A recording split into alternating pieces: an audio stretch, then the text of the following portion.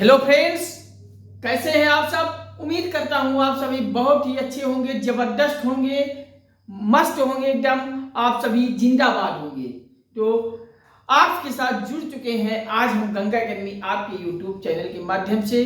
तो ये गंगा अकेडमी मंच एक प्लेटफॉर्म, एक परिवार आप सभी का है। आप सभी इस मंच पर एक साथ आमंत्रित हैं। तो जल्दी से फटाफट आप सभी चैनल पर आ जाइए और चैनल पर आके सब्सक्राइब कर लीजिए। सब्सक्राइब करते ही बगल में घंटी बन जाएगी, उसको भी ऑल पे प्रेस करके बेल आइकन को ले लीजिएगा, जिससे यहाँ से वीडियो पब्लिश होते ही सबसे पहले वीडियो आपको मिले और कोई टॉपिक, कोई वीडियो आपसे छूटने ना पाए। क्योंकि हर एक वीडियोज में आपके परीक्षा के दृष्टिकोण से महत्वपूर्ण क्वेश्चन है जो आपकी परीक्षाओं में पूछे जाते हैं, और आप सभी वीडियोस को देखकर परीक्षा दीजिए, जिससे बेहतर से बेहतर आपका परीक्षा हो। परीक्षा हाल में आपका हर एक क्वेश्चन सही सटीक हो सके और परीक्षा हाल में क्वेश्चन आपका अच्छा होकर आप परीक्षा को क्वालिफाई करके एक नौकरी लीजिए, एक सरकारी नौकरी लीजिए, जिससे आपके सपनों को साकार होगा, आपके पेरेंट्स के सपने साकार होंगे। जब आपको नौकरी मिलेगी तो आपके पेरेंट्स के सपने ही नहीं बल्कि हमें भी हमारे गंगा अकेडमी मंच का भी सपने साकार होंगे। तो हम दिन रात आप सभी के इसी उद्देश्य से जुड़ा हूं गंगा अकेडमी यूट्यूब के माध्यम से कि आप सभी को संपूर्ण भारत के हर एक घर, हर परिवार, हर सदस्य, भारत के प्रत्येक आम नागरिक तक हम पहुंचे और अधिक से अधिक घरों में एक सरकारी नौकरी आप सभी को उपलब्ध कराएं। आप सभी के घरों में घरों के सपने साकार हों। तो फटाफट आप सभी जुड़ जाइए मेरे साथ, और आज के सेशन में आप सभी से वार्तालाप होगी भारतीय संविधान के प्रमुख इम्पोर्टेंट अनुच्छेद में। आज हम पढ़ने वाले हैं उपराष्ट्रपति से संबंधित अनुच्छेद। कौन कौन से अनुच्छेद, कौन कौन से आर्टिकल ऐसे हैं जो कहीं न कहीं उपराष्ट्रपति को इंगित करता है, उपराष्ट्रपति को इंडिकेट करते हैं। अर्थात उपराष्ट्रपति से संबंधित अनुच्छेद पर आप सभी से वार्तालाप होगी, डिस्कस होगी, परिचर्चा होगी आज के इस एपिसोड में। तो फटाफट मेरे साथ आप सभी जुड़ जाइए, और आप सभी से गुजारिश करता हूं, अपील करता हूं, साहित्य कोट प्रणाम करते हुए अपील करता हूं कि आप सभी गंगा अकेडमी यूट्यूब पर आइए, चैनल को सब्सक्राइब करके बगल में घंटी दबाकर बेल आइकन ले लीजिए, जिससे हर वीडियो आप सभी को पब्लिश होते ही सबसे पहले मिले। और वीडियोस को देखिए, लाइक शेयर कमेंट के माध्यम से हमें प्यार दीजिए, हमें सपोर्ट कीजिए, हमारा आत्मबल, आत्मविश्वास, हौसला बढ़ाते जाइए। और गंगा अकेडमी के इंस्टीट्यूट के चैनल के लिंक को, वीडियोस को व्हाट्सएप, फेसबुक, इंस्टाग्राम, ट्विटर तैयार हर सोशल साइट पर अधिक से अधिक इसे शेयर कर दीजिए। अपने सभी मित्रों, संबंधियों, आदि सभी को शेयर कर दीजिए, और इतना शेयर कर दीजिए कि ये गंगा अकेडमी मंच संपूर्ण भारत के हर घर, हर परिवार, हर सदस्य तक पहुंच जाए। भारत के प्रत्येक आम नागरिक तक आप सब पहुंचा दीजिए। और आप सभी से फिर अपील करता हूं, गुजारिश करता हूं कि आप सभी फटाफट चैनल पे आके सब्सक्राइब करके बगल में घंटी दबाकर बेल आइकन ले लीजिए। आप सभी गंगा अकेडमी मंच पर प्यार और सपोर्ट देते जाएंगे तो निश्चित रूप से मैं आपसे वादा करता हूं कि संपूर्ण भारत के हर एक क्षेत्र की पूरी कंप्लीट प्रतियोगी परीक्षाओं का फुल सिलेबस पर पूरा हर एक वीडियोज उपलब्ध कराएंगे, और आप सभी अपने घरों से बैठकर निःशुल्क में आप सभी अपने अपने परीक्षा की तैयारी निःशुल्क रूप से कर सकेंगे। पीडीएफ सहित आप सभी को उपलब्ध होगी। तो बस आप सभी प्यार और सपोर्ट देते जाइए। तो चलिए आज के सब टॉपिक में हम उपराष्ट्रपति से संबंधित अनुच्छेद पढ़ने वाले हैं। यानी उपराष्ट्रपति से संबंधित अगर अनुच्छेद कौन कौन से आता है तो अनुच्छेद 63 से लेकर अनुच्छेद 71 कहीं ना कहीं ये सारे के सारे अनुच्छेद उपराष्ट्रपति से संबंधित हैं, उपराष्ट्रपति से जुड़े हैं। तो आज हम पढ़ते हैं अनुच्छेद 63 से आगे के सारे अनुच्छेद जो उपराष्ट्रपति से संबंधित हैं। इससे पहले वाले वीडियोज में, इससे पहले वाले एपिसोड में हम आप सभी को राष्ट्रपति के सारे अनुच्छेद को चर्चा कर चुके हैं, पर चर्चा कर चुके हैं। अगर वो वीडियोस नहीं देखे हैं तो आप सभी को एडवाइस करता हूं कि पहले उस वीडियोस को भी आप सभी देख लीजिएगा। और हर एक प्लेलिस्ट में सारे वीडियोस को क्रमबद्धता के साथ सुव्यवस्थित ढंग से रखा गया है। आप प्लेलिस्ट में जाएंगे तो सारे वीडियोस को क्रम से देखिए और आपको बेहतर से बेहतर समझ में आएगा। जहां जिस पॉइंट को समझ में नहीं आता है कमेंट कीजिए, हम पुनः समझाने का प्रयास करेंगे। तो चलिए, आज हम उपराष्ट्रपति से संबंधित अनुच्छेद आता है अनुच्छेद 63 से।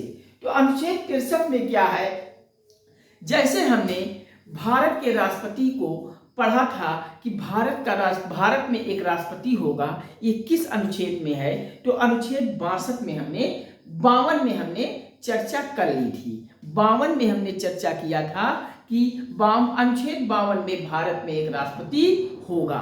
उसी प्रकार से यहाँ अनुच्छेद 63 में हम पढ़ेंगे भारत में एक उपराष्ट्रपति होगा, अर्थात भारत में उपराष्ट्रपति का होना ये भारतीय संविधान के अनुच्छेद 63 में दिया हुआ है। अगर हम आपको ये भाग बता दें तो ये हम भाग पढ़ रहे हैं भाग 5। भाग 5 में आपको मैंने भाग वाले वीडियोस में जब जाएंगे तो वहाँ भाग 5 में मैंने संघ सरकार के बारे में बताया था। तो संघ सरकार से संबंधित है भाग 5, जिसमें आज का ये भी एपिसोड भाग 5 से संबंधित ही आता है। भाग 1 में हमने आपको अनुच्छेद 1 से अनुच्छेद 4 तक की चर्चा किया था। अनुच्छेद 5 से अनुच्छेद 11 तक हम नागरिकता के बारे में पढ़े हैं और वो भारतीय संविधान का भाग 2 आता है। और भारतीय संविधान का भाग 3 मौलिक अधिकार, मूल अधिकार यानी फंडामेंटल राइट आता है और यह अनुच्छेद 12 से लेकर 35 तक आता है। और अनुच्छेद 36 से लेकर 51 तक हम नीति निर्देशक तत्व पढ़ते हैं, DPSP पढ़ते हैं, जो भारतीय संविधान का अनुच्छेद, भारतीय संविधान का भाग 4 में हम चर्चा किए हैं। और भाग 4 के का में बाद में ये जोड़ा गया था और इसमें जोड़ा गया था क्या, मौलिक कर्तव्य, फंडामेंटल ड्यूटी। ये भारतीय संविधान का अनुच्छेद 51A है। और भारतीय संविधान का अनुच्छेद 52 से लेकर 161 भाग 5 के अंतर्गत आता है, जिसको हम इस समय पढ़ रहे हैं। और यहाँ संघ सरकार के बारे में सारी चीजें व्यवस्थित रूप से हम पढ़ेंगे। तो पिछले सेशन में हमने अनुच्छेद 52 से राष्ट्रपति के बारे में पढ़ा, अनुच्छेद 52 से लेकर 62 तक राष्ट्रपति के बारे में पढ़ा था। आज के एपिसोड में हम अनुच्छेद 63 से लेकर आगे 71 तक हम पढ़ेंगे उपराष्ट्रपति के बारे में। तो भारत के अनुच्छेद 63 में भारतीय संविधान के अनुच्छेद 63 में भारत में एक उपराष्ट्रपति होता है। आप सब याद कर लीजिए, अनुच्छेद 63 में क्या है, भारत में एक उपराष्ट्रपति होगा, अर्थात भारत का जो उपराष्ट्रपति का पद है ये भारतीय संविधान के अनुच्छेद 63 से संबंधित है, याद कर लीजिए। नेक्स्ट अनुच्छेद 64। अनुच्छेद 64 में क्या आता है, अब ये जो भारत का उपराष्ट्रपति जो पद धारण करता है इसका कार्य क्या होता है, ये किस लिए भारत के उपराष्ट्रपति का पद धारण करता है, भारत का उपराष्ट्रपति किस लिए पद धारण करता है, तो ये बताया गया है भारतीय संविधान के अनुच्छेद 64 में। 64 में कहा गया है कि ये उपराष्ट्रपति जो होगा ये राज्यसभा में सभापति के रूप में कार्य करेगा। अर्थात उपराष्ट्रपति भारत में किस लिए उपराष्ट्रपति पद धारण करता है, तो सदन में एक जो राज्यसभा वाला सदन होता है उस राज्यसभा में सभापति के रूप में कार्य करता है, ये भारत का उपराष्ट्रपति। और ये संबंधित है अनुच्छेद 64 से। जैसे सदन का 2 पार्ट होता है, एक राज्यसभा और दूसरा लोकसभा।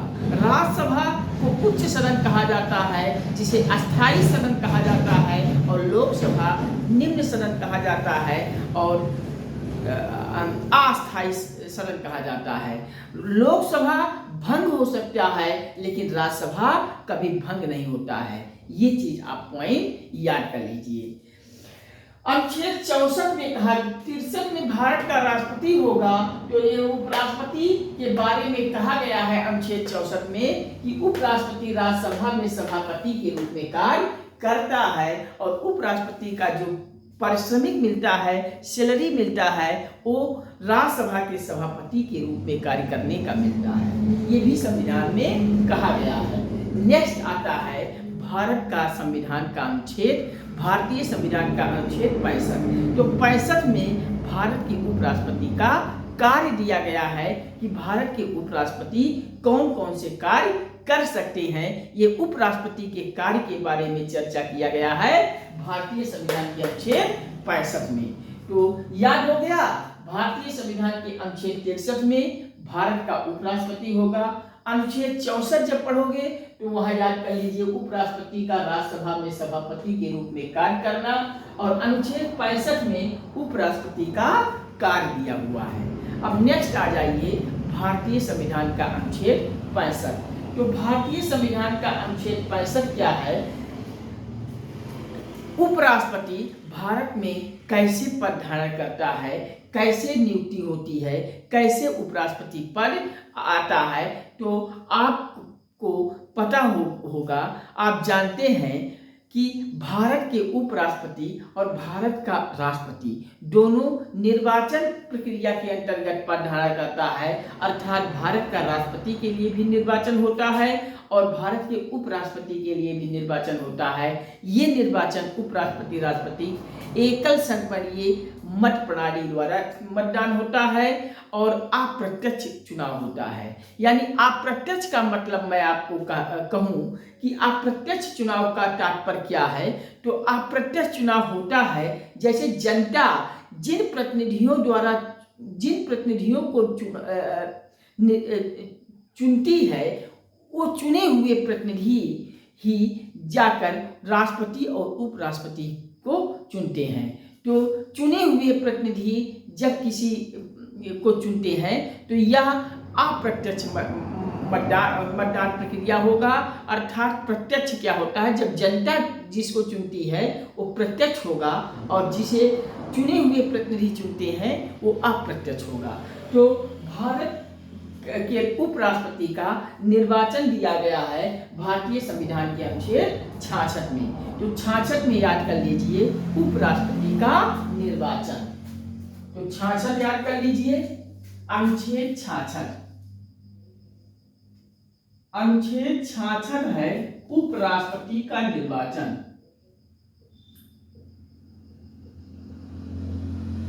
उपराष्ट्रपति का निर्वाचन भारतीय संविधान के किस अनुच्छेद में है?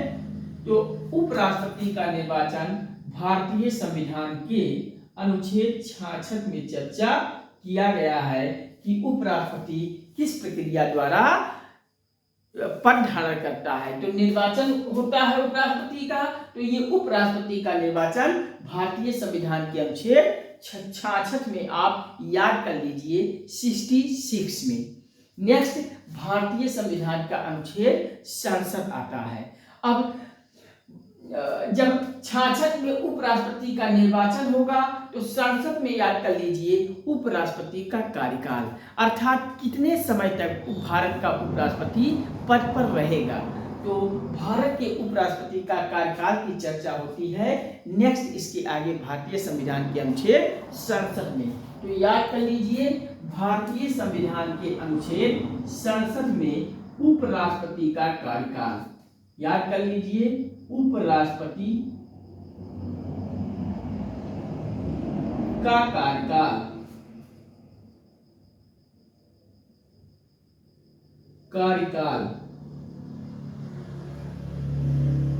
अर्थात भारत का उपराष्ट्रपति का कार्यकाल भारतीय संविधान के किस अनुच्छेद के अंतर्गत होता है? तो याद कर लीजिए भारतीय संविधान के अनुच्छेद 67 में चर्चा होती है उपराष्ट्रपति का कार्यकाल। नेक्स्ट आता है भारतीय संविधान का अनुच्छेद 68। तो भारतीय संविधान के अनुच्छेद 68 में याद कर लीजिए उपराष्ट्रपति के पद की रिक्ति भरने हेतु समय। तो अगर उपराष्ट्रपति के पद के रिक्ति भरने हेतु समय से संबंधित भारतीय संविधान का कौन सा अनुच्छेद है, तो नेक्स्ट भारतीय संविधान का अनुच्छेद 68 है। तो भारतीय संविधान का 68 याद कर लीजिए, अनुच्छेद 68। भारतीय संविधान का अनुच्छेद 68 में क्या है, याद कर लीजिए, उपराष्ट्रपति के पद, उपराष्ट्रपति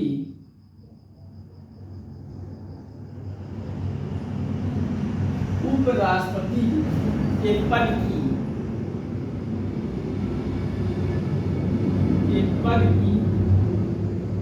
रिक्ति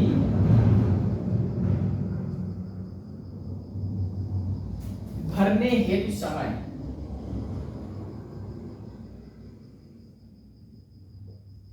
भरने हेतु समय, अर्थात ये उपराष्ट्रपति के पद की रिक्ति को भरने हेतु जो समय होता है कि कितने समय में पद समय उपराष्ट्रपति का पद भर दिया जाए, ये भारतीय संविधान के अनुच्छेद 68 में चर्चा किया गया है। तो याद कर लीजिए, भारतीय संविधान के अनुच्छेद 68 में उपराष्ट्रपति के पद की रिक्ति भरने हेतु समय। अब आ जाते हैं नेक्स्ट भारतीय संविधान का अगला अनुच्छेद, अनुच्छेद 69। तो अनुच्छेद 69 में क्या है, क्या प्रावधान है, तो याद कर लीजिए। अब बारी आती है शपथ की, अर्थात उपराष्ट्रपति क्या किसी शपथ के लेता है, बिल्कुल लेता है। उपराष्ट्रपति भी अपने पद पर धारण करने के लिए शपथ लेता है। तो ये शपथ वाला प्रावधान भारतीय संविधान के अनुच्छेद 69 में याद कर लीजिए। अर्थात अनुच्छेद 69 में क्या है, तो अनुच्छेद 69 में उपराष्ट्रपति का शपथ है। तो उपराष्ट्रपति का शपथ याद कर लीजिए, अनुच्छेद 69। तो याद कर लीजिए, अनुच्छेद 69 69 और 69 में क्या है, तो याद कर लीजिए, उपराष्ट्रपति का शपथ, उपराष्ट्रपति का शपथ। अर्थात ये भारत का उपराष्ट्रपति जो नियुक्त होता है, वो उपराष्ट्रपति की नियुक्ति के दौरान पद धारण करने पर वो जो शपथ लेता है उपराष्ट्रपति, ये भारतीय संविधान के किस अनुच्छेद के अंतर्गत लेता है शपथ, तो उपराष्ट्रपति शपथ लेता है भारतीय संविधान के अनुच्छेद 69 में। याद कर लीजिए, अनुच्छेद 69 में उपराष्ट्रपति का शपथ का प्रावधान है, याद कर लीजिए। अब आ जाते हैं अनुच्छेद 69 के बाद अनुच्छेद 70 की बारी है। तो अनुच्छेद 70 को समझिए, उपराष्ट्रपति के बारे में अनुच्छेद 69 क्या कहता है, तो याद कर लीजिए, अनुच्छेद 69 में आकस्मिकता में उपराष्ट्रपति के कर्तव्यों का निर्वहन। अगर कोई आकस्मिक परिस्थिति हो जाती है, भारत का जो राष्ट्रपति है वो अपने पद धारण करने के बाद वो कहीं अपने कुर्सी से बाहर है या उसका कार्य निर्वहन नहीं करने में सक्षम नहीं है, तो उस दशा में भारत का जो उपराष्ट्रपति होगा वो राष्ट्रपति के तौर पे कार्य करेगा।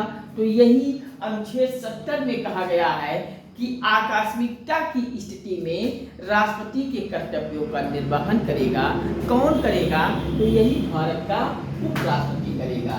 अर्थात भारत का उपराष्ट्रपति आकस्मिक परिस्थितियों में भारत के राष्ट्रपति के रूप में भारत के राष्ट्रपति के कर्तव्यों का निर्वहन करेगा। तो याद कर लीजिए, अगला अनुच्छेद है 70 अर्थात 70। तो अनुच्छेद 70 के बारे में याद कर लीजिए, आकस्मिकता, आकस्मिकता, आकस्मिकता, आकस्मिकता की स्थिति में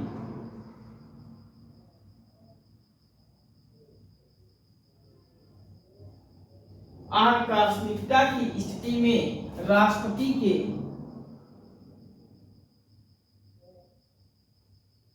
राष्ट्रपति के कर्तव्यों का निर्वहन,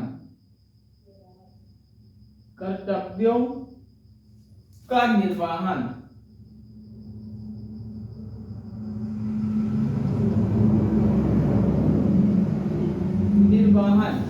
भारत के उपराष्ट्रपति जो होता है वो आकस्मिकता की स्थिति में, आकस्मिक परिस्थितियों पर भारत के राष्ट्रपति के रूप में कार्य करता है, कार्य करेगा। अर्थात आकस्मिकता की स्थिति में राष्ट्रपति के कर्तव्यों का निर्वहन कौन करेगा? तो भारत का उपराष्ट्रपति पर करेगा। ये भारतीय संविधान के अनुच्छेद 70 में याद कर लीजिए, अनुच्छेद 70 में याद कर लीजिए कि आकस्मिकता की स्थिति में राष्ट्रपति के कर्तव्यों का निर्वहन। तो याद कर लीजिए। नेक्स्ट आते हैं भारतीय संविधान का अनुच्छेद 71। तो अनुच्छेद 71 याद कर लीजिए। अनुच्छेद 71 में क्या है? राष्ट्रपति और उपराष्ट्रपति के निर्वाचन संबंधी यहाँ कुछ विषय बताया गया है। राष्ट्रपति और उपराष्ट्रपति के निर्वाचन संबंधी यहाँ पर अनुच्छेद 71 में विषय की चर्चा होती है। तो लिख लीजिए, याद कर लीजिए। अनुच्छेद 71 71 और 71 आर्टिकल में 71 अनुच्छेद में बताया गया है कि राष्ट्रपति उपराष्ट्रपति उपराष्ट्रपति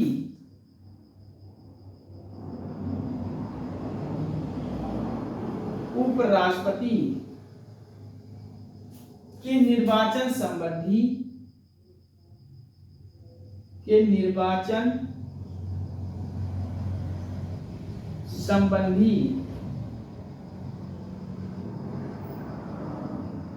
विषय की चर्चा होती है।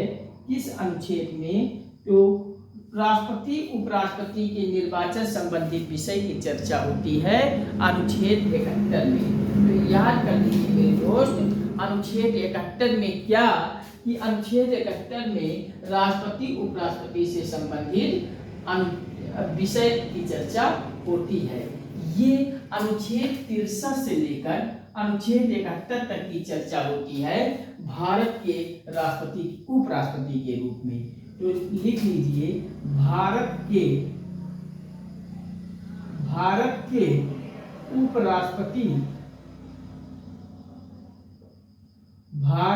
उपराष्ट्रपति से संबंधित अनुच्छेद है। यह से संबंधित आर्टिकल अर्थात अनुच्छेद है। तो भारत के उपराष्ट्रपति से संबंधित कौन कौन सा अनुच्छेद है? तो आप भूलिएगा मत, भारतीय संविधान के भारत के उपराष्ट्रपति से संबंधित अनुच्छेद 63 से लेकर अनुच्छेद 71 तक है। यानी अनुच्छेद 63, अनुच्छेद 64, अनुच्छेद 65, अनुच्छेद 66, 67, 68, 69, 70, 71, ये 63 से लेकर 71 तक हम चर्चा करते हैं भारत के उपराष्ट्रपति से संबंधित अनुच्छेद पर। 63 में क्या है, 64 में क्या है, आइए एक बार पुनः निकाल करते हैं। तो अनुच्छेद 63 में याद कर लीजिए कि भारत में एक राष्ट्रपति उपराष्ट्रपति होगा, अर्थात भारत में एक उपराष्ट्रपति होगा। ये भारतीय संविधान के अनुच्छेद 63 में याद कर लीजिए। अब आते हैं अनुच्छेद 64 में। तो अनुच्छेद 64 में याद कर लीजिए, ये भारत का उपराष्ट्रपति कौन सा कार्य करता है। तो ये उसके कार्य के बारे में कहा गया है अनुच्छेद 64 में कि उपराष्ट्रपति का राज्यसभा में सभापति के रूप में कार्य करेगा है। तो उपराष्ट्रपति का राज्यसभा में सभापति के रूप में कार्य करेगा अनुच्छेद 64 में। नेक्स्ट अनुच्छेद 65 आता है और अनुच्छेद 65 में उपराष्ट्रपति के कार्य के बारे में बताया गया है। उपराष्ट्रपति का कार्य क्या होगा, ये अनुच्छेद 65 में पढ़ोगे।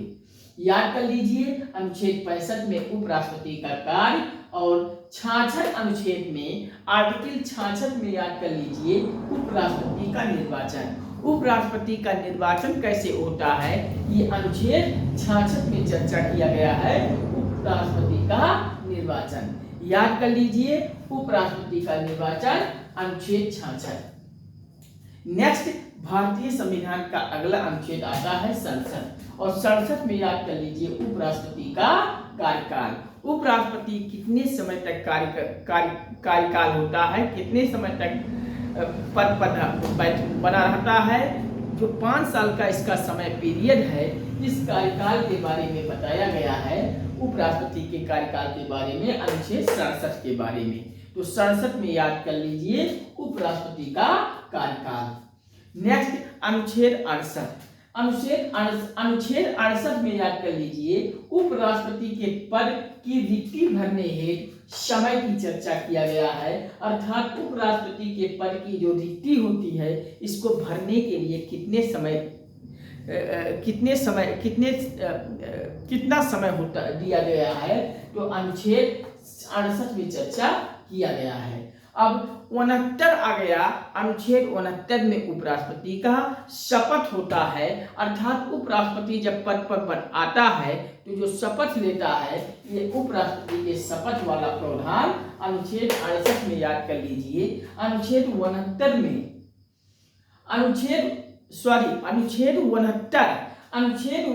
में उपराष्ट्रपति का शपथ, उपराष्ट्रपति का जो शपथ वाला प्रावधान होता है, अनुच्छेद 69 में याद कीजिए। अनुच्छेद 69 में उपराष्ट्रपति का शपथ होता है। और अनुच्छेद 70 आ जाइए, और 70 में आकस्मिकता की स्थिति में राष्ट्रपति के कर्तव्यों का वो निर्वहन करेगा, अर्थात राष्ट्रपति के रूप में कार्य करेगा।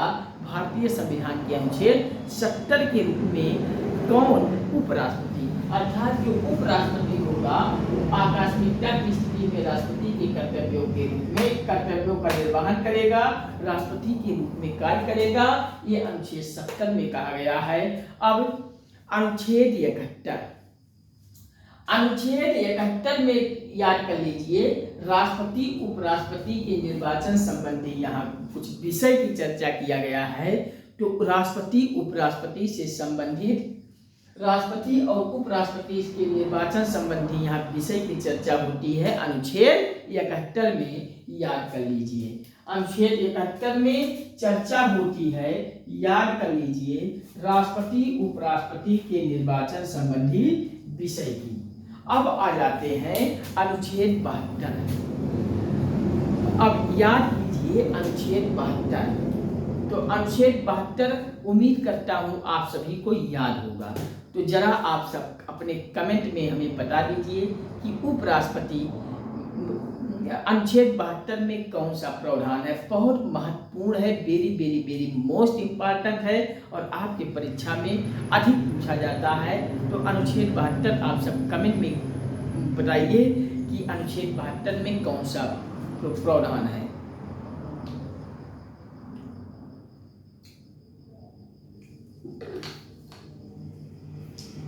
तो याद कर लीजिए अनुच्छेद 72 में क्षमादान। आप सभी क्षमादान याद कर लीजिए। क्षमादान। भारत का राष्ट्रपति कुछ मामलों में क्षमादान की विशेष शक्ति है। अर्थात न्यायालय अगर किसी को फांसी दिया है तो उस फांसी को माफ कर सकता है भारत का राष्ट्रपति। सबसे शीर्ष अदालत की राष्ट्रपति का जजमेंट होता है। अर्थात सुप्रीम कोर्ट से अगर किसी की फांसी हो जाती है, सुप्रीम कोर्ट ने किसी अपराधी को फांसी की सजा सुना देती है, तो अब उसका फांसी स्वाभाविक रूप से हो जाना तय है। लेकिन कुछ मामलों में अंतिम न्यायालय राष्ट्रपति को न्याय करने का अधिकार दिया गया है। अर्थात राष्ट्रपति कुछ मामलों में इन अपराधों में क्षमादान की शक्ति राष्ट्रपति को दिया है। अर्थात अगर राष्ट्रपति किसी अपराधी को क्षमा कर देता है तो वो क्षमा हो जाता है। अर्थात राष्ट्रपति के क्षमादान की शक्ति भारतीय संविधान के किस अनुच्छेद में दिया हुआ है, तो याद कर लीजिए अनुच्छेद 72 में राष्ट्रपति को क्षमादान की शक्ति मिली हुई है, अर्थात किसी को राष्ट्रपति क्षमा कर देता है भारतीय संविधान के अनुच्छेद 72 के अंतर्गत। तो याद कर लीजिए भारतीय संविधान का अनुच्छेद 72। तो अनुच्छेद 72 में याद कर लीजिए राष्ट्रपति को क्षमादान की शक्ति, राष्ट्रपति को क्षमादान की शक्ति, क्षमादान की शक्ति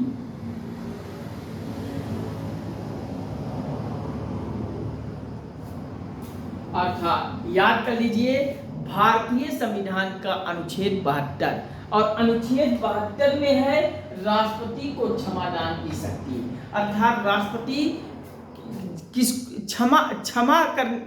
को क्षमा करने की राष्ट्रपति के पास शक्ति मिली हुई है। किसी अपराधी को राष्ट्रपति अपने विवेकानुसार उसके सजा में छूट दे सकता है, क्षमा कर सकता है, माफ कर सकता है। ये भारतीय संविधान के अनुच्छेद 72 में याद कर लेना है। तो अनुच्छेद 72 में राष्ट्रपति को क्षमादान की शक्ति दिया हुआ है। याद कर लीजिए किस अनुच्छेद में राष्ट्रपति को भारतीय संविधान के किस अनुच्छेद में राष्ट्रपति को क्षमादान की शक्ति देता है। तो याद कर लीजिए अनुच्छेद 72। नेक्स्ट आ जाते हैं भारतीय संविधान का अगला अनुच्छेद 73। तो 73 में क्या है, अनुच्छेद 73 में क्या है, संघ की कार्यपालिका शक्ति का विस्तार, अर्थात संघ की जो कार्यपालिका की शक्ति है उसमें विस्तार करने की शक्ति भारतीय संविधान के किस अनुच्छेद, कौन सा अनुच्छेद देता है। तो याद कर लीजिए अनुच्छेद 73 देता है। तो अनुच्छेद 73 में क्या है प्रक्रिया, तो याद कर लीजिए अनुच्छेद 73 संघ यानी पूरा भारत संघ की जो कार्यपालिका है प्रधानमंत्री में निहित है, राष्ट्रपति में निहित है। ये उन कार्यपालिका की शक्ति का विस्तार करने की प्रक्रिया है भारतीय संविधान के 73 में। तो याद कर लीजिए भारतीय संविधान के अनुच्छेद 73 में। तो अनुच्छेद 73 याद कर लीजिए, 73 आर्टिकल में याद कर लीजिए। अनुच्छेद 73 में क्या है, संघ की कार्यपालिका, संघ की कार्यपालिका, संघ की कार्यपालिका शक्ति का विस्तार, संघ की कार्यपालिका शक्ति का विस्तार,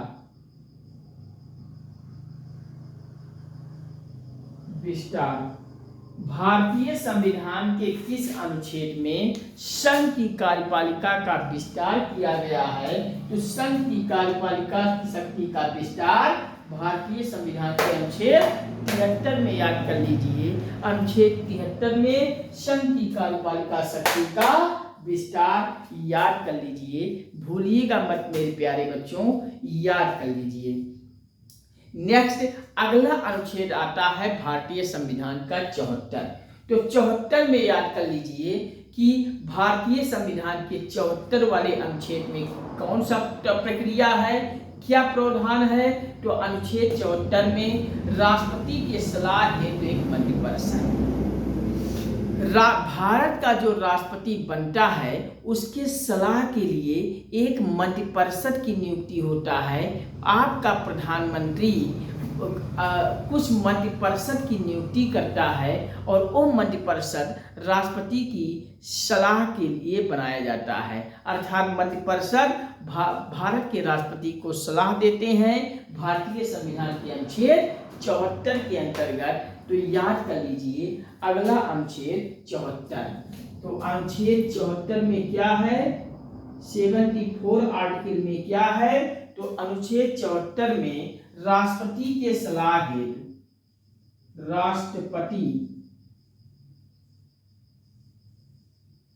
के सलाह हेतु राष्ट्रपति के सलाह हेतु मंत्रिपरिषद मंत्री परिषद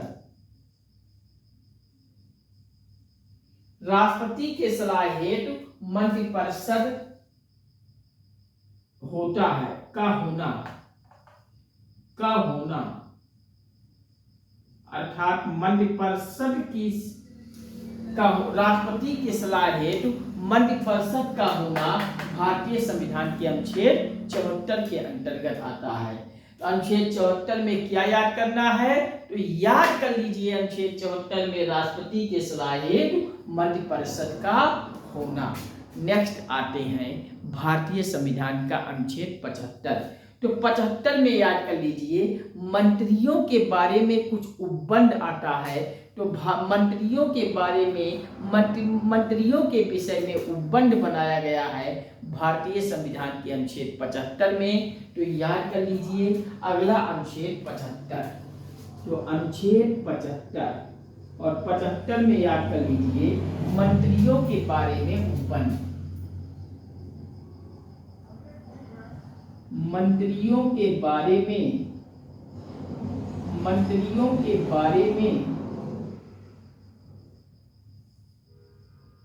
उपबंध, मंत्रियों के बारे में उपबंध की चर्चा होती है भारतीय संविधान के अनुच्छेद 75 में। तो याद कर लीजिए अनुच्छेद 75 में मंत्रियों के बारे में उपबंध, मंत्रियों के बारे में उपबंध, मंत्रियों के बारे में उपबंध भारतीय संविधान का कौन सा अनुच्छेद है, तो अनुच्छेद 75 में। 72 में राष्ट्रपति क्षमादान करेगा, राष्ट्रपति को क्षमादान की शक्ति दी हुई है अनुच्छेद 72 में। याद कर लीजिए अनुच्छेद 73 में संघ की कार्यपालिका शक्ति का विस्तार होता है अनुच्छेद 73। राष्ट्रपति के सलाह हेतु मंत्रिपरिषद का होना अनुच्छेद 74। अनुच्छेद 74 में राष्ट्रपति के सलाह हेतु एक मंत्रिपरिषद होता है जो राष्ट्रपति को सलाह देती है, अनुच्छेद 74 याद कर लीजिए। अनुच्छेद 75 में मंत्रियों के बारे में उपबंध बनाता है, मंत्रियों के बारे में उपबंध प्रक्रिया है अनुच्छेद 75 के अंतर्गत, याद कर लीजिए। अब नेक्स्ट आता है भारतीय संविधान का अनुच्छेद 76। तो अनुच्छेद 76 में क्या है, attorney general, attorney general, attorney general आप सब समझे। भारत सरकार को एक अटॉर्नी जनरल का पद होता है और वो अटॉर्नी जनरल के पद दिया जाता है सुप्रीम कोर्ट, माननीय सुप्रीम कोर्ट में वकालत करने के लिए। अर्थात भारत सरकार के कानूनी प्रक्रिया को देखने के लिए भारत सरकार अपना एक महान्यायवादी की नियुक्ति करती है। एक महान्यायवादी को ही इंग्लिश में अटॉर्नी जनरल कहते हैं। तो अटॉर्नी जनरल की नियुक्ति करता है भारतीय संविधान का अनुच्छेद 76। एक चीज आपको कंफ्यूजन का विषय है, इसको भी आप सब याद कर लीजिए कि जो संघ सरकार का वकालत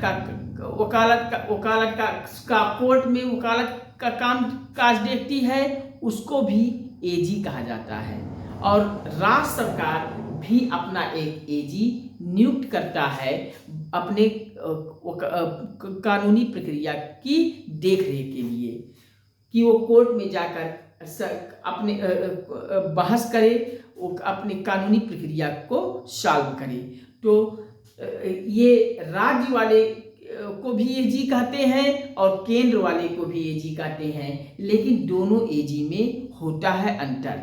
भारत का जो एजी होता है उसे अटॉर्नी जनरल कहते हैं, अर्थात हिंदी में महान्यायवादी का पद कहा गया है, जबकि राज्य वाले एजी को हम एडवोकेट जनरल कहते हैं, एडवोकेट जनरल कहते हैं, और ये राज्य का महान्यायवादी होता है, महाधिवक्ता होता है। तो राज्य वाले को महाधिवक्ता, राज्य वाले एजी को महाधिवक्ता, एजी का फुल फॉर्म एडवोकेट जनरल होता है, जबकि संघ वाले एजी को एडवोकेट जनरल अटॉर्नी जनरल कहिए और महान्यायवादी हिंदी में कहेंगे। तो ये महान्यायवादी अटॉर्नी जनरल का पद भारतीय संविधान के अनुच्छेद 76 के अंतर्गत याद कर लीजिएगा।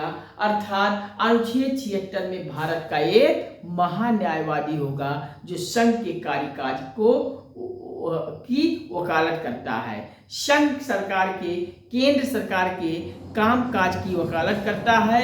भारत का महान्यायवादी और अर्थात भारत का अटॉर्नी जनरल और भारत का अटॉर्नी जनरल महान्यायवादी किस अनुच्छेद के अंतर्गत पद धारण करता है? तो याद कर लीजिए अनुच्छेद 76। Very very very most sorry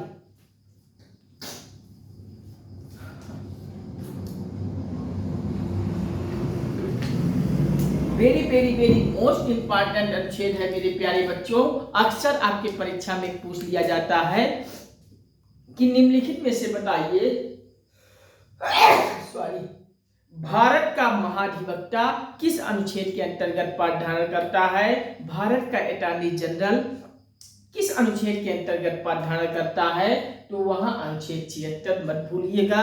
Bharat का महान्यायवादी अटॉर्नी जनरल पद धारण करता है अनुच्छेद 76 के अंतर्गत। तो अनुच्छेद 76 में याद कर लीजिए, अनुच्छेद 76 याद कर लीजिए। अनुच्छेद 76 के अंतर्गत भारत का महान्यायवादी, याद कर लीजिए, भारत का महान्यायवादी, महान्यायवादी अर्थात इसे इंग्लिश में अगर कहें महान्यायवादी को तो अटॉर्नी जनरल कहेंगे, अर्थात इसे अटॉर्नी जनरल शॉर्ट फॉर्म में एजी भी कहते हैं। भारत का महान्यायवादी अर्थात एजी जो होता है पद धारण करता है अनुच्छेद 76 के अंतर्गत। यही जब राज्य में की चर्चा होगी तो हम वहां राज्य का महान्यायवादी नहीं कहेंगे, राज्य का महाधिवक्ता कहेंगे। इसे भी इंग्लिश के शॉर्ट फॉर्म में एजी ही कहा जाता है, लेकिन राज्य वाले में एडवोकेट जनरल एजी का अर्थ होगा और संघ में एजी का मतलब अटॉर्नी जनरल महान्यायवादी और राज्य में महाधिवक्ता। दोनों में अंतर है, याद बनाइएगा। अर्थात महाधिवक्ता की चर्चा करें तो राज्य के एजी को जिसे एडवोकेट जनरल कहते हैं और संघ में महान्यायवादी होगा, हिंदी में एजी को यहाँ अटॉर्नी जनरल कहा जाएगा। तो भारत के संविधान के अनुच्छेद 76 में याद कर लीजिए भारत का महान्यायवादी अटॉर्नी जनरल एजी। नेक्स्ट आते हैं भारतीय संविधान का अगला अनुच्छेद 77। तो 77 में याद कर लीजिए कि भारत सरकार के कार्य का संचालन। तो भारत सरकार के जो कार्य का संचालन वाली प्रक्रिया है ये भारतीय संविधान का अनुच्छेद 77 में याद कर लीजिए। तो 77 में याद कर लीजिए अनुच्छेद 77। अनुच्छेद 77 में है भारत सरकार के कार्य का संचालन। भारत सरकार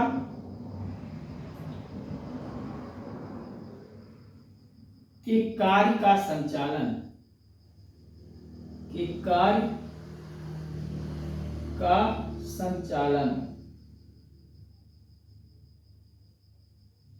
भारत सरकार के कार्य का संचालन अनुच्छेद 77 के अंतर्गत याद कर लीजिए। नेक्स्ट भारत का संविधान का अनुच्छेद आता है 78। तो 78 में याद कर लीजिए राष्ट्रपति को जानकारी देने का प्रधानमंत्री का कर्तव्य। राष्ट्रपति को किस मंत्रि परिषद के बारे में हर चीज की जानकारी देने के लिए प्रधानमंत्री का कर्तव्य होता है। मेरे प्यारे बच्चों, प्रधानमंत्री, भारत के प्रधानमंत्री का ये कर्तव्य होगा कि भारत के हर कामकाज को राष्ट्रपति को बताए, राष्ट्रपति को जानकारी दे।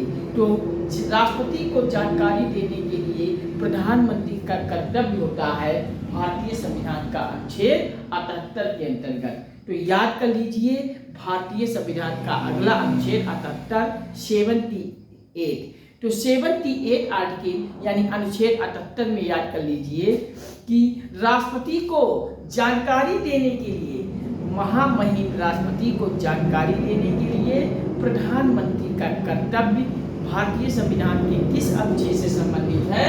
तो अनुच्छेद 78 में याद कर लीजिए अनुच्छेद 78 में याद कर लीजिए, राष्ट्रपति को जानकारी देने के लिए,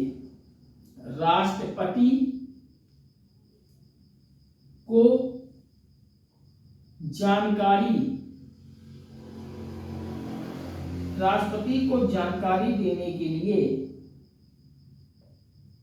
के लिए प्रधानमंत्री का कर्तव्य,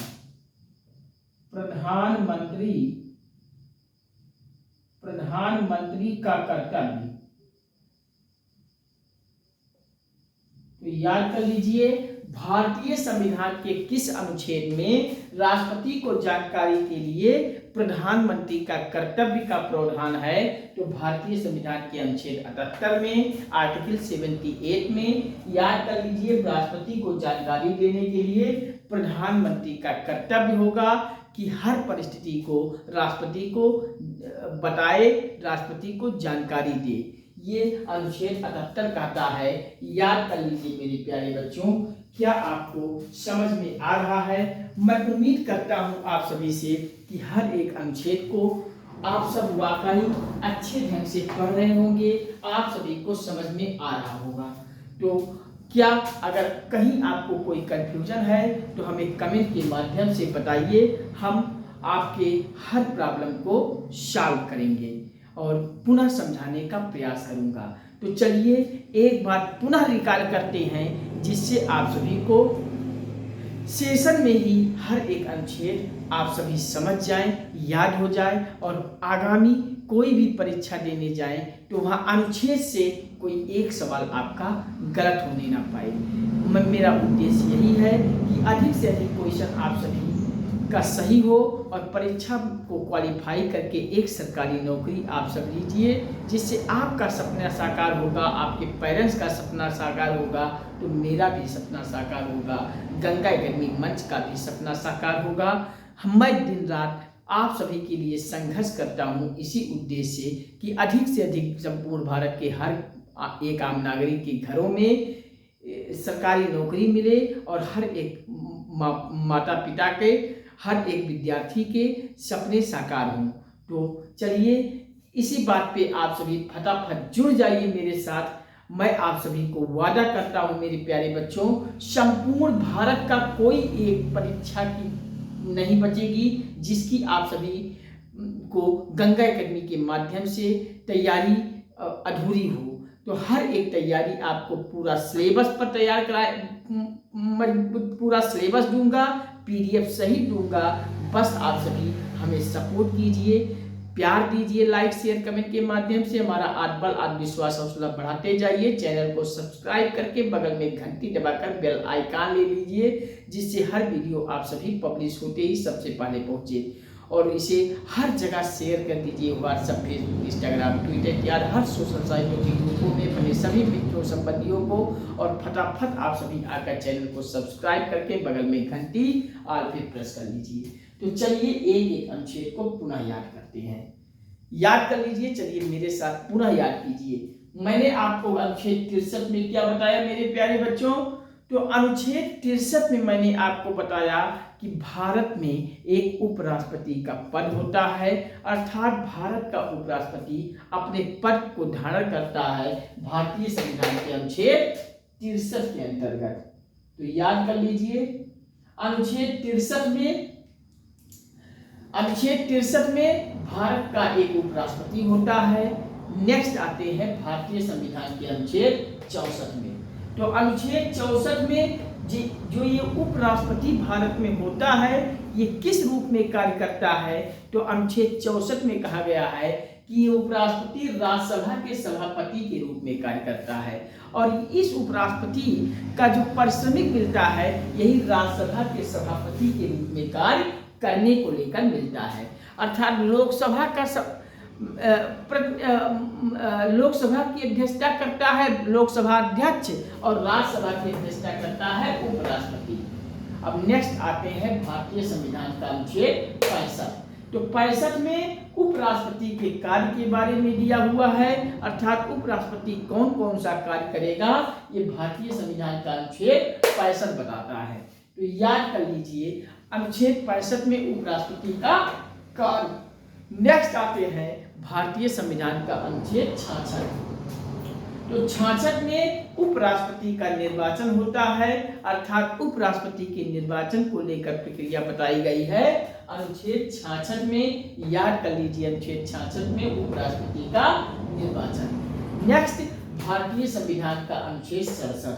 तो 67 में उपराष्ट्रपति का कार्यकाल बताया गया है कि भारत का उपराष्ट्रपति एक बार पद पे आता है तो कितने समय तक पद धारण करेगा। ये जो 5 साल का समय पीरियड होता है, यही कार्यकाल भारत के राष्ट्रपति के कार्यकाल के बारे में बताता है भारत का उपराष्ट्रपति का अनुच्छेद 67। तो अनुच्छेद 67 में उपराष्ट्रपति के कार्यकाल के बारे में दिया हुआ है। नेक्स्ट आते हैं अनुच्छेद 68। तो अनुच्छेद 68 में उपराष्ट्रपति के पद की रिक्ति भरने में कितना समय लगता है, तो वही भरने हेतु समय दिया हुआ है अनुच्छेद 68 में। तो अनुच्छेद 68 याद कर लीजिए, उपराष्ट्रपति के पद की रिक्ति भरने हेतु समय की। अब अनुच्छेद 69 आ जाइए। अनुच्छेद 69 में उपराष्ट्रपति का शपथ होता है। उपराष्ट्रपति जो शपथ लेता है, ये शपथ वाली प्रक्रिया अनुच्छेद 69 में दिया हुआ है। किसके शपथ का, तो उपराष्ट्रपति के, अर्थात उपराष्ट्रपति का जो शपथ वाला प्रावधान है ये भारतीय संविधान के अनुच्छेद 69 में याद कर लीजिए। अनुच्छेद 69 में उपराष्ट्रपति का शपथ। नेक्स्ट आइए भारतीय संविधान का अगला अनुच्छेद 70। तो अनुच्छेद 70 में आकस्मिकता की स्थिति में राष्ट्रपति के कर्तव्यों का निर्वहन। अगर राष्ट्रपति किसी कारणवश पद पे नहीं है तो उस दिशा परिस्थितियों में भारत का जो उपराष्ट्रपति होगा वो राष्ट्रपति के रूप में कार्य करेगा, ये कहता है अनुच्छेद 70। तो याद कर लीजिए अनुच्छेद 70 में आकस्मिकता की स्थिति में राष्ट्रपति के कर्तव्यों का निर्वहन। अब आ जाइए अनुच्छेद 71। तो अनुच्छेद 71 में याद कर लीजिए राष्ट्रपति उपराष्ट्रपति के निर्वाचन संबंधी विषय, यानी राष्ट्रपति उपराष्ट्रपति इसके संबंध में कुछ निर्वाचन संबंधी प्रावधान है, निर्वाचन संबंधी विषय है। ये भारतीय संविधान के अनुच्छेद 71 में याद कर लीजिए।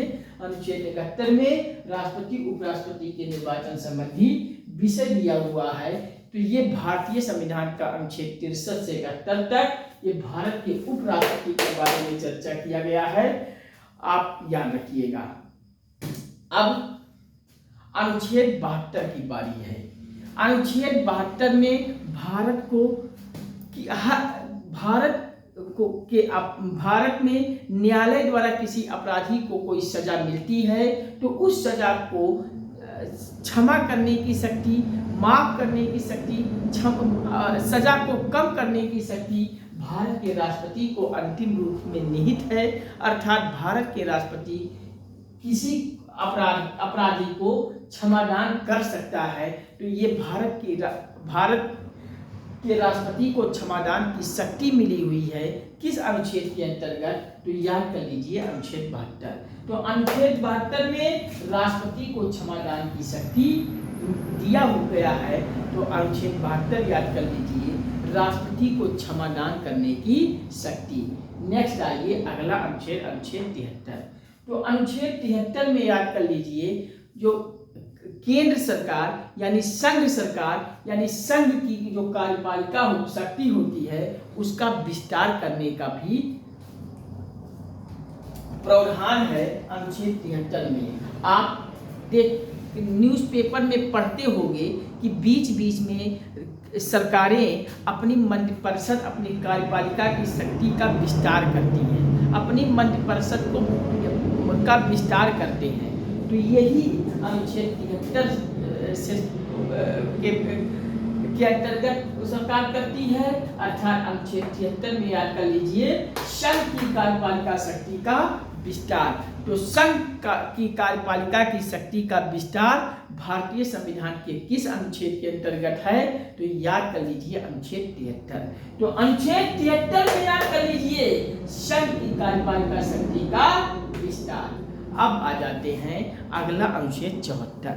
तो अनुच्छेद 74 में राष्ट्रपति के सलाह हेतु मंत्रिपरिषद की नियुक्ति होता है।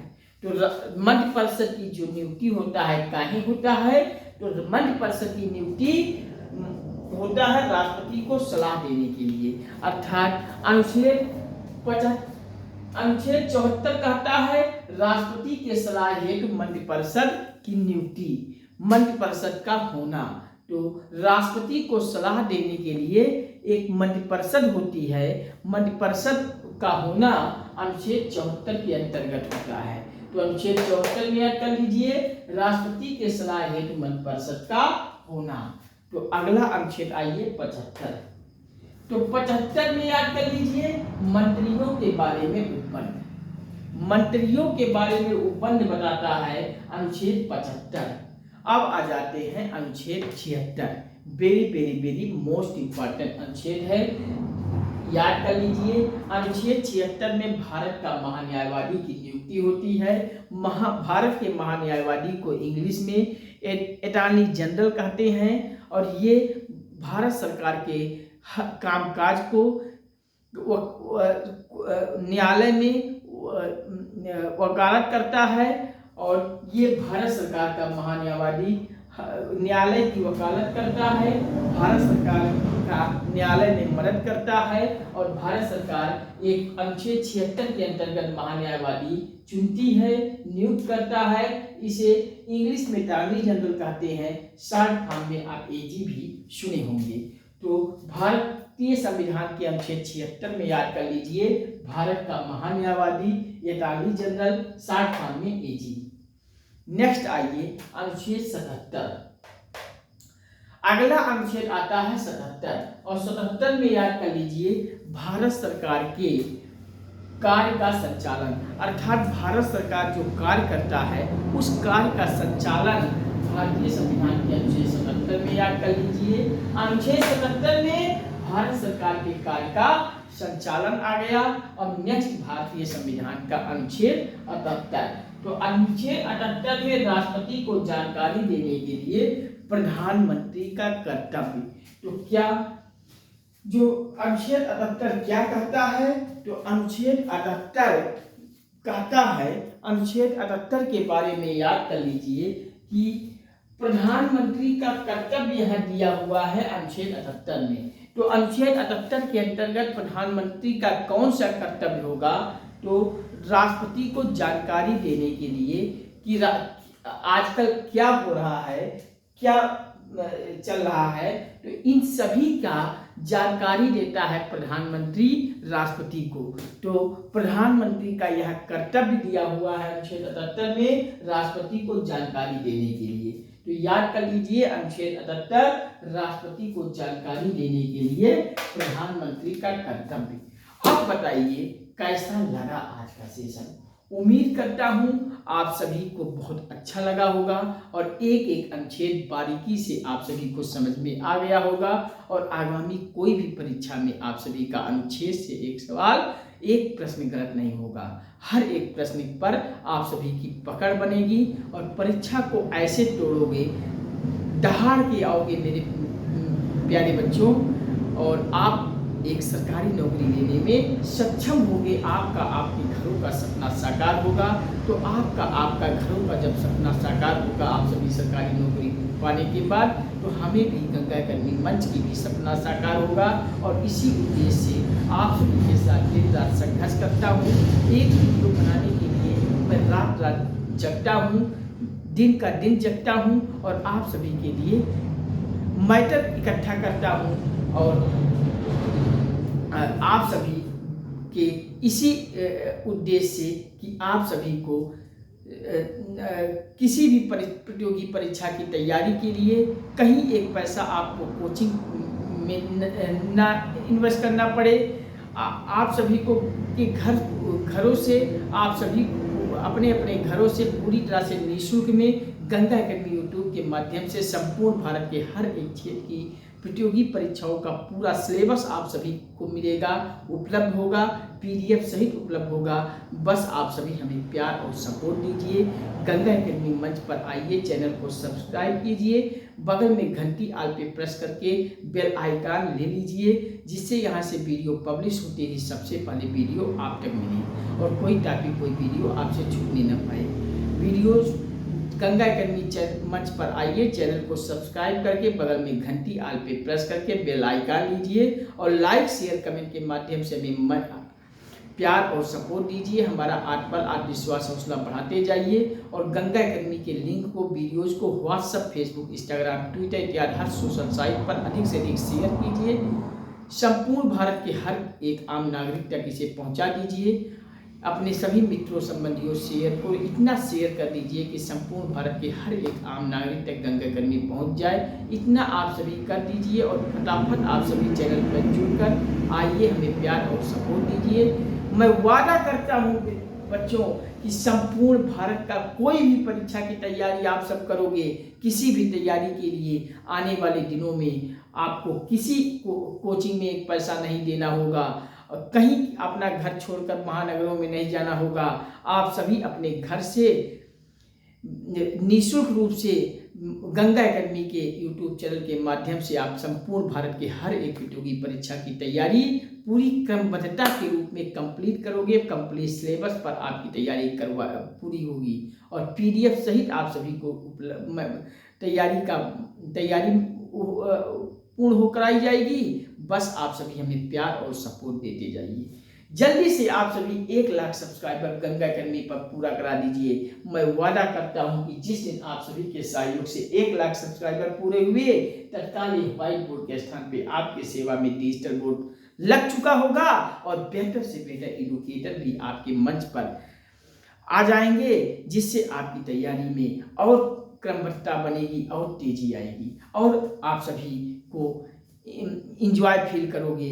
तो जल्दी से आप सब फटाफट आ जाइए मेरे साथ। मैं तो आपके साथ आ गया हूँ, अब बेसब्री से आपके प्यार का, सपोर्ट का इंतजार करता हूँ। तो जल्दी से आप सब आइए, फिर मिलते हैं नेक्स्ट सेशन में। आज का टॉपिक यहीं तक, आज का सेशन यहीं तक, यहीं पे हम सेशन को समाप्त करते हैं। फिर इसके आगे के अनुच्छेद को बहुत जल्द लेकर आता हूँ आपके बीच। तब तक के लिए नमस्कार, thank you watching for this video. जय हिंद, वंदे मातरम, जय श्री राम, राधे राधे बच्चों, हर हर महादेव, हर हर गंगे।